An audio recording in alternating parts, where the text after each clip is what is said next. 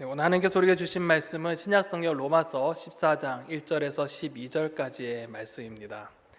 로마서 14장 1절에서 12절 신약성경 257면에 기록되어져 있습니다. 신약성경 257면에 기록되어져 있는 로마서 14장 1절에서 12절까지의 말씀을 이 시간 저와 여러분들이 한 절씩 교독하도록 하겠습니다. 믿음이 연약한 자를 너희가 받되 그의 의견을 비판하지 말라.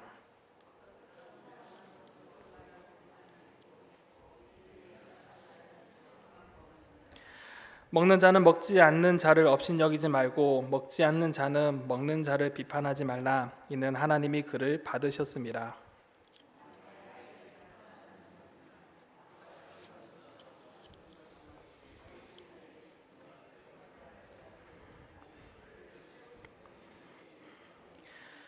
어떤 사람은 이 날을 전날보다 낮게 여기고 어떤 사람은 모든 날을 같게 여기나니 각각 자기 마음으로 확정할지니라.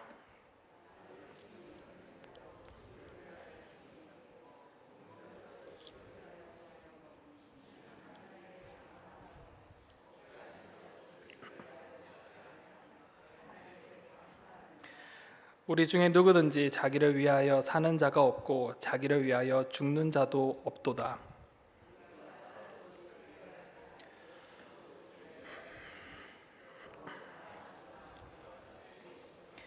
이를 위하여 그리스도께서 죽었다가 다시 살아나셨으니 곧 죽은 자와 산 자의 주가 되려 하심이라.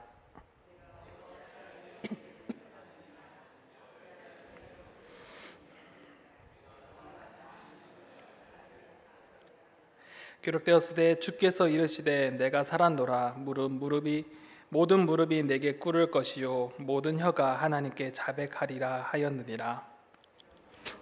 모든 각 사람이 자기 일을 하나님께 짓고 하리라. 아멘. 사랑하는 우리 성도님들은 신앙생활을 하시면서 이런 것들을 혹시 판단해 보신 적 있으실까 싶습니다. 혹시 여러분들은 다른 사람의 그 신앙의 생활을 보면서 판단해 보신 경험이 있으십니까? 예를 들어서 왜 저 사람은, 저 성도님은 저렇게밖에 신앙생활하지 못하지? 왜 저 성도님은 지금까지 신앙이 연수가 오래 찼지만 여전히 그 모습 그대로일까? 혹시 이렇게 비판해 보시고 판단해 보신 경험이 있으십니까? 우리 성도님들은 다행히 없는 것 같습니다. 그런데 오늘 본문에 보면 이러한 이야기를 통하여서 문제가 생긴 로마 교회를 향한 그 사도 바울의 또한 그 이야기가 오늘 본문 속에 담겨져 있습니다. 당시 로마 교회는 여러 민족과 또한 여러 가지 문제, 다양한 문화 속에 섞여 있는 그런 상황 속에 놓여져 있었다고 합니다. 주 49년경에는 이 로마 교회는, 특히 이 로마 지역에는 많은 유대인들이 그 로마 지역 사회에 큰 영향력을 미치고 있었습니다. 그래서 당시 황제였던 클라디우스는 이런 분위기에 위기감을 느꼈습니다. 유대인들이 이 로마의 분위기를 이렇게 큰 영향력을 미치니 이게 갑자기 위압감이 들었다고 합니다. 그래서 이 클라디우스는 이 49년경에 유대인 추방 명령을 내립니다. 그래서 모든 유대인들은 로마에서 추방할 것을 명령하였습니다. 그로 인해서 많은 유대인들은 로마에서 추방을 당했습니다. 그런데 시간이 흘러 네로 황제가 등극한 이후에 이 유대인의 추방 명령이 무효화되었고 많은 유대인들이 다시 로마로 돌아왔다고 합니다. 당시 로마 교회도 이러한 부분에 큰 영향을 받았던 교회입니다. 추방년 전에는 로마 교회에는 다수의 유대인 출신의 성도들이 참 많이 있었습니다. 그래서 교회의 분위기가 대부분 이 유대인 성도님들에 의해서 좌지우지되었습니다. 하지만 이 추방령이 내려진 이후에 이 유대인들이 로마를 떠나가자 그 자리에 기존에 있었던 이방 성도님들이 많이 늘어나기 시작했습니다. 그런데 그 수가 기하급수적으로 늘어서 그 이후에 추방령이 해제된 날 뒤 이 유대인들이 다시 돌아왔을 때는 오히려 다수가 아닌 소수로 남아 있었다고 합니다. 그러다 보니 유대인의 입장에서는 우리는 신앙생활 이렇게 했는데 갑자기 이방인 성도님들이 이렇게 신앙생활하는 것을 보면서 마음이 언짢았고 마음이 많이 불편했습니다. 왜냐하면 이 로마에 있던 이 유대인의 유대인 출신의 성도님들은 신앙생활은 이렇게 해야 정답인데 이 이방인 성도님들은 그렇지 않은 모습이 눈에 보였습니다. 그러니까 하나하나 행동에 눈에 가시거리가 되었고, 왜 저렇게 하지? 왜 저렇게 신앙생활하지? 이러한 생각이 들었답니다. 반대로 이방인 출신의 이 성도님들은 어떻게 했을까요? 왜 이렇게 고리타분하지? 왜 저렇게 이야기하지? 이러면서 서로 가운데 갈등이 일어났다고 합니다. 이런 교회 갈등이 점점 커지자 이 교회의 큰 문제가 이제 더 대두되기 시작했습니다. 특히 여러 가지 문제 중에 두 가지 문제가 크게 대두되었다고 합니다. 바로 먹는 문제와 이 절기를 지키는 것에 대한 문제가 심하게 대립되었다고 합니다. 그래서 사도 바울은 이 두 가지 문제를 어떻게 해결해야 될 것인가를 가지고 오늘 본문을 우리 가운데 가르쳐주고 있습니다.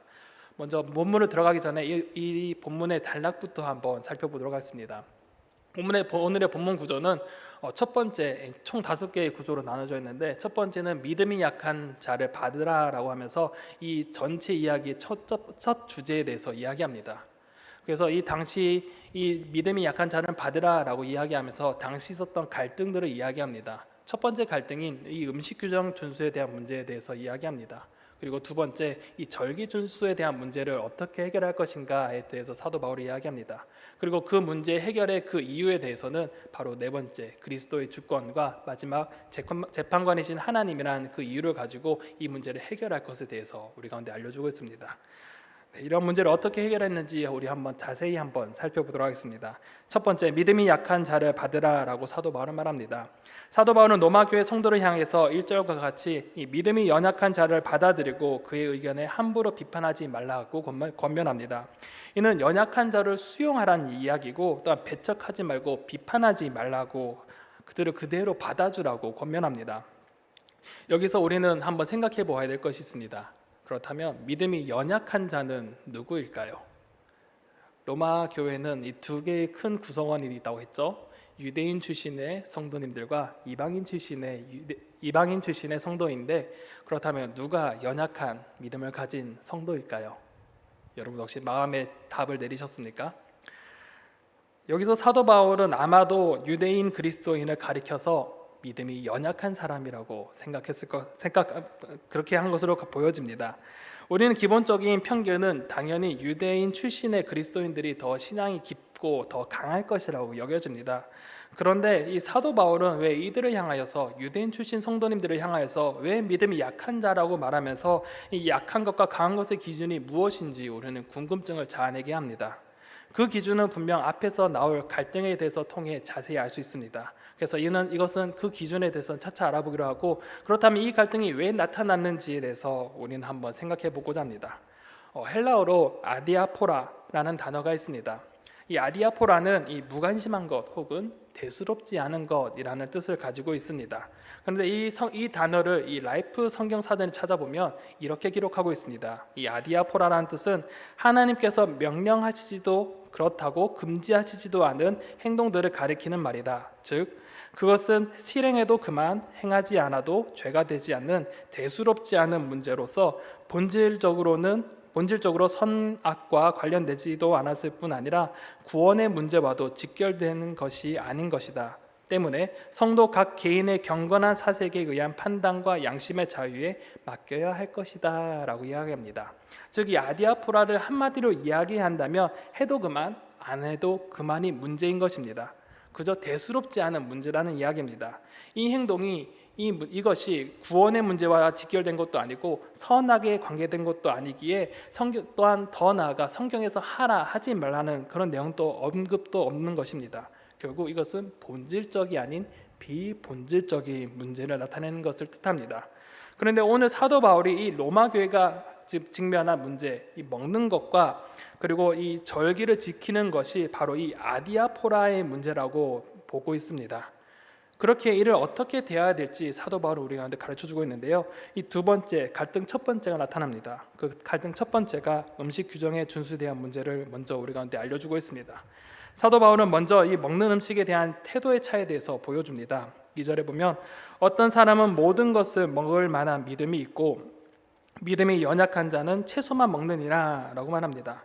여기서 우리는 당시 유통되는 이 음식의 음식 중에서 이 고기의 출처에 대해서 우리는 알아봐야 됩니다. 이 육고기가 어떻게 유통되는지 우리는 한번 알고 있어야 됩니다. 당시 시장에 유통된 대부분의 육고기들은 이방 신전의 제물로 사용되었던 것입니다. 그래서 이 믿음이 연약한 사람에게 이 고기는 우상 숭배, 결국 이방 제전에 제사했던 그 음식, 부정한 음식이라고 여겼습니다. 마치 우리 옛날에 어르신들이, 특히 믿음을 가진 어머님들이 제사드린 음식은 먹지 마라고 했던 것들이 있습니다. 그것처럼 이 음식은 부정한 거야, 제사를 드렸기 때문에 부정한 음식이고 먹어서는 안 돼라는 생각을 가지고 있었습니다. 그래서 그들은 이 음식을 먹지도 않았고 결국 채소만 먹게 되었습니다. 그럼 반대로 이 음식의 문제에서 거리낌이 없었던 이 믿음이 강한 사람이 있습니다. 이들은 이방 신에 실제 존재하지 않는다는 것을 분명 알고 있었습니다. 그리고 음식 자체가 사람을 더럽히지 않고, 또한 모든 음식은 하나님이 주신 선물로 여기면 되기에 이 감사함으로 먹으면 된다고 여겼습니다. 그래서 여기서 우리는 믿음이 강한 사람과 연약한 사람의 차이를 우리는 볼 수 있습니다. 아마도 믿음이 연약한 자를 뜻했고 강한 자라고 여겨졌던 이 사도 바울의 기준은 바로 이 복음 안에서 확신과 그 자유함을 누리는 여부에 대해서 그 기준을 삼은 것 같습니다. 복음 안에서 자유함을 누리는 이들은 먹는 음식 또한 자유롭게 할 수 있었지만, 반대로 여전히 복음 안에서 자유함을 누리지 못했던 이 유대인들은 옛 율법의 옛 습관에 벗어나지 못한 것을 볼 수 있습니다. 그래서 이 둘 사이에 왜 먹느냐, 왜 먹으면 안 되냐, 이 문제가 계속 발생했고, 자신의 종교적인 행위로서 다른 사람을 판단하고 비판하기 시작했습니다. 그리고 그 속에 자신의 종교적 행위가 옳다고 여겼고 그들보다 더 우월감을 느꼈습니다. 왜냐하면 내 행동이 올바른 거야 라고 생각하면서 자신을 우월하게 생각했고, 자신의 신앙의 형태가 우월하고 느껴졌고, 오히려 상대방을 얕잡아 보았던 것입니다. 그러니 성도 간의 비본질적 문제로 다툼이 생기고 서로 비판하게 되었습니다. 이러한 상황 속에서 이 사도 바울은 성도들에게 다음과 같이 권면합니다. 3절에 보면 먹는 자는 먹지 않은 자를 업신여기지 말고 먹지 않는 자는 먹는 자를 비판하지 말라. 이는 하나님이 그를 받으셨음이라 라고 말합니다. 사도 바울은 이 대립되는 그 관계에 있는 두 부류 성도 모두에게 권면합니다. 먼저 자유롭게 음식을 먹는 자들 향하여서 그들이 비판하는 채소 먹는 사람들을 향해 업신여기지 말라고 합니다. 지금 이들의 모습은 마치 지식이 있는 사람이 지식이 없는 사람을 향해 멸시하는 것과 같고, 또한 부유한 사람이 가난한 사람을 멸시하는 것과도 같습니다. 사도 바울은 이 먹는 자들을 향해서 무시하거나 하찮게 여기지 말고 또한 업신여기지 말라라고 경고합니다. 또한 반대로 채식하는 이들은 이 음식을 자유롭게 먹는 이들을 향하여서 비판하지 말라고 합니다. 이는 육식이 하나님의 뜻을 따르지 않는 것이 아니며 선악의 문제도 아니기 때문입니다. 생활 방식, 식습관이 다르다는 이유로 비난해서는 안 되기에 사도 바울은 이들을 향하여서 비판하지 말라고 합니다. 더 나아가서 이들을 향해 서로 업신여기지 말고 비판하지 말아야 할 큰 이유에 대해서 말하는데, 그 이유가 바로 하나님이 그를 받으셨음이라 라고 가르칩니다. 먹는 자이든 먹지 않는 자이든 모든 사람이 이 하나님께 속한 사람이기 때문이다. 그렇게 하나님께 속한 사람이기에 서로를 비난한다면 이것이 바로 하나님을 향한 비난과도 같기 때문입니다. 그렇게 사도 바울은 업신여기고 비판하는 이들을 향하여서 강하게 경고합니다. 4절에 보면 남의 하인을 비판하는 너는 누구냐? 그가 서 있는 것이나 넘어지는 것이 자기 주인에게 있음에 그가 세움을 받으리니 이는 그를 세우시는 권능이 주께 있음이라 라고 경고합니다. 사도 바울은 서로를 향해 비난하는 이들을 향하여서 이렇게 말합니다. 남의 하인을 비판하는 너는 누구냐라고 강하게 질책합니다. 남의 하인, 여기서 남의 하인이라는 것은 서로 비난받고 비난하는 이 성도를 뜻합니다. 성도는 어떠한 사람입니까? 성도는 하나님의 백성이자 하나님을 주인으로 모시는 사람입니다. 그렇게 이들을 향해 비판하는 것은 곧 하나님을 비판하는 것입니다. 마치 옛날에 어떤 다른 자녀들을 비판할 때 그 부모를 싸잡아 비판한 것과 동일한 것입니다. 사도 바울은 너희에게 비판할 권리가 없음을 또한 우리 가운데 알려주며, 이러한 신앙의 문제 판단은 개인과 하나님 사이의 문제임을 강조합니다. 또 하반절을 공동 번역으로 다시 읽어보면 그가 서거나 넘어지거나 그것은 그의 주인이 상관할 일입니다. 주님께서는 그를 서 있게 하실 힘이 있으시니 그는 넘어지지 않을 것입니다 라고 말합니다. 사도 바울은 상대방을 멸시 혹은 비난하지 말아야 될 큰 이유는 바로 상대방 또한 하나님의 종이기 때문이며 하나님께서 알아서 그에게 행동하시기 때문입니다. 하나님께서 그 종을 굳게 서게 하실 것이고 하나님께서 그를 알아서 판단하시기 때문에 그 사람에 대해서, 그 사람의 신앙에 대해서 판단하지 말고 비판하지 말라는 것입니다. 그렇게 하나님께서 허용하신 그 문제를 가지고 성도를 향해 비난하거나 멸시하는 태도를 취해서는 안 된다고 사도 바울은 우리에게 가르쳐 줍니다. 그리고 사도 바울은 이어서 두 번째 문제인 이 절기를 지키는 문제를 대해서 언급합니다. 이 두 번째 이 갈등이 바로 절기 준수에 대한 문제인데, 유대인에게 있어서는 이 특별한 날을, 이 절기를 지키는 것이 매우 중요했습니다.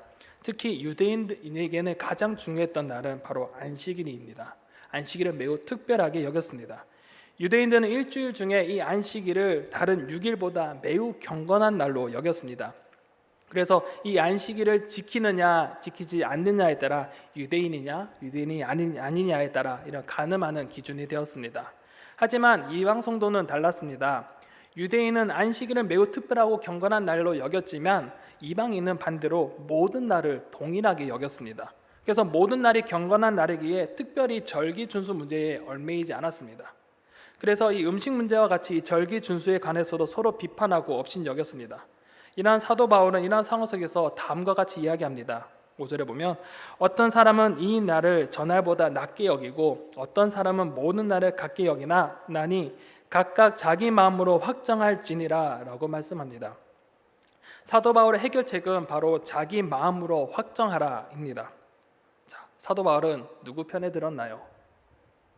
어느 누구의 편도 들지 않았습니다. 사도 바울은 어느 한쪽의 의견이 옳다 그르다 단정짓지 않았습니다. 즉 이것은 아디아포라의 문제입니다. 각 개인의 가치관에 따라 신앙의 깊이에 따라 그 문제를 생각하고 결정을 내리라는 것입니다. 그렇다면 우리는 여기서 한 가지 의문을 제기합니다. 여러분, 이 말을 들었을 때 여러분 어떠한 질문, 물음표가 달리십니까? 저는 이 말을 들으면서 저는 한 가지 물음표가 딱 떠올랐습니다. 그러면 주일 예배는 어떻게 하지? 라는 질문이 듭니다. 여러분 혹시 그런 질문이 들지 않으십니까? 그럼 주일 예배요? 라는 문제는 어떻게 해야 되느냐? 우리 질문할 수밖에 없습니다. 하지만 사도 바울은 이 주일 문제에 있어서는 이 주일이 거룩한 날이고 하나님께 바쳐져야 되는 날이라는 것을 부인하지 않습니다. 다만 사도 바울이 여기서 강조하는 것은 이 날 자체가 특별한 의미를 부여하고 우상화하는 것이 옳지 않다는 말인 것입니다. 우리는 또 다른 예가 있습니다. 여러분, 사순절하면 딱 생각나는 종교적 행위가 어떤 것이 있습니까? 사순절하면 딱 떠오르는 것이 우리는 예수님의 순환을 생각하면서 40일 새벽 기도회 혹은 고난주간 새벽 기도회 혹은 금식하는 것을 우리는 딱 떠오르게 됩니다. 그런데 반대로 이것에 참여하지 않는 사람들도 있습니다. 그 일상의 그 순간순간에 자신이 살아가는 그 순간 속에서 주님의 그 순환을 생각하면서 경건하게 살아가지만 이런 행사에 참석하지 않는 사람들도 있습니다. 그렇게 이 두 부류의 사람은 어떻게 해야 될까요? 아디아포라의 문제는 바로 이 시대에 따라 이 문화에 따라서 다양하게 발생되는 그런 문제입니다. 그래서 이것을 모두 정리하고 대답하고 구체적으로 행동의 양식을 가르쳐 주는 데는 분명 한계가 있습니다. 그렇게 이러한 문제에 있어서 어떤 마음으로 어떤 원리로 대처해야 될까 우리는 궁금해지기 시작합니다. 그런데 사도 바울은 그 원리에 대해서 바로 6절에 이렇게 가르쳐 줍니다. 6절에 보면 나를 중히 여기는 자도 주를 위하여 중히 여기고 먹는 자도 주를 위하여 먹으니 이는 하나님께 감사하며 먹지 않는 자도 주를 위하여 먹지 아니하며 하나님께 감사하느니라 라고 말합니다. 아디아포라에 있어서 가장 중요한 것은 바로 주를 위하여입니다. 먹든 먹지 않든 나를 중히 여기든 그렇지 않든 그 행동이 주를 위한 것인가, 그 문제가 중요한 것입니다. 채소를 먹는 자는 주를 위하여 그렇게 할 것이고 음식을 자유롭게 먹는 자는 그에게 주신 그 자유가 주를 위하여 될 것이고 특정 절기를 생각하는 자들도 그 특별한 가운데 주의 특별한 은혜를 생각할 것이며 지킬 것입니다. 또한 모든 날을 동일하게 여기는 자도 모든 날이 이 하나님께 헌신하는 마음으로 주를 위해 한다면 아무 문제가 없는 것입니다. 그렇게 이 모든 행위가 주를 위한 것이면 이러한 다양한 그 은혜에 베풀어 주신 그 하나님께 감사할 수 있게 되는 것입니다. 그래서 사도 바울은 이 아디아포라, 즉 이 비본질적인 문제에 있어서 합치를 강요하지 않습니다. 다만 주를 위하여 이 주를 위하여라는 이 원리를 강조하며 다양성을 허락하신 하나님께 감사할 따름입니다. 더 나아가 사도 바울은 이 행위 문제에 있어서 이 성도의 삶 자체의 그 근본적인 동기와 목적이 다 주를 위한 것, 주님의 주권 아래 있어야 함을 밝히고자 합니다. 네 번째 단락이 바로 그 주님의 주권에 대해서 이야기합니다. 7절에 보면 우리 중에 누구든지 자기를 위하여 사는 자가 없고 자기를 위하여 죽는 자가 없도다 라고 합니다. 사도 바울은 이 먹는 문제, 절개 문제에 나타난 다른 입장을 이야기는 하지만 그 내면의 동기가 주를 위한 그 마음이 중요하다는 것을 밝히고 있습니다. 그리고 모든 성도들이 종교적 행위는 다르지만 그 마음 중심에 주를 위해 살아가고 있음을 밝히고 더 나아가 그들의 삶과 죽음에 대한 문제에 있어서도 자신을 위하여 사는 것이 아니라 주를 위하여 살고 주를 위하여 죽는 것임을 우리 가운데 알려주십니다. 그렇기에 성도가 주를 위하여 사는 삶을 지속하도록 권면합니다. 8절에 보면 우리가 살아도 주를 위하여 살고 죽어도 주를 위하여 죽나니 그러므로 사나 죽으나 우리가 주의 것이니라 라고 말씀합니다. 우리가 살아도 주를 위하여 살고 죽어도 주를 위하여 죽어야 하는 것, 바로 우리가 하나님께 속해 있기 때문입니다. 나의 소유권은 누구에게 있습니까? 나의 소유권은 나 자신에게 있는 것이 아니라 바로 하나님께 있습니다. 그렇게 우리가 행동하는 것, 삶을 살아가는 그 이유와 목적은 모두 주를 위한 삶이 되어야 합니다. 왜 그럴까요? 왜 나는 내 것이 아니고 하나님의 것일까요? 왜 사는 것과 죽는 것을 왜 내 마음대로 해서는 안 될까요? 왜냐하면 9절이 이렇게 답합니다. 이를 위하여 그리스도께서 죽었다가 다시 살아나셨으니 곧 죽은 자와 산 자의 주가 되려 하심이라.